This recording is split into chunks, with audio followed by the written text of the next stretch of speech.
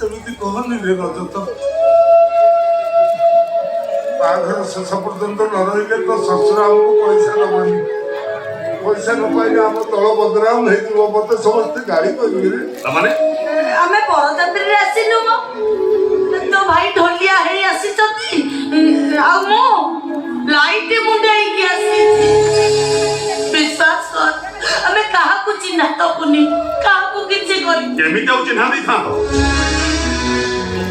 ଖାଇ ପାଣି ସାରିଲଣି, ଭାବୁ ତମ କେହି ଦେଖିନଥିବେ। ମୁଁ ଯାଇଥିଲି ଆଉ ଏଇ ତ ଭାଉଜ ଯାଇଥିଲା। କାଲି ରାତିରୁ ଉପାସ ଥିଲି ତ ସେଇଥିପାଇଁ। ବୋଉ ତୁ ବି ପ୍ରମାଣ କରିଦେଲୁ ଭିକାରୀର ସ୍ତ୍ରୀ ଭିକାରିଣୀ ହେଇପାରେ। ଲୋକମାନଙ୍କର ପଶି ଖାଇବା ଆଣିବାକୁ ତୋ ବିବେକ ଟିକେ ବାଧା ଦେଲାନି। ସେ ଦରବାନ ଧରଥାନ୍ତା ପଚାରିଥାନ୍ତା ତୋ ବଡ ପକ୍ଷ ନା କନିଆ ପକ୍ଷ, ତମେ ତ ସେଟା ମୋ ନା କହିଦେଇଥାନ୍ତ। ତମର ତ ସାହସକୁ ମାନିବାକୁ ପଡିବ। ଶୁଣ ମୁଁ ତମକୁ 5 ମିନିଟ୍ ସମୟ ଦେଲି, 5 ମିନିଟ୍ ଭିତରେ ଜାଗା ଛାଡି ଚାଲିଯାଅ।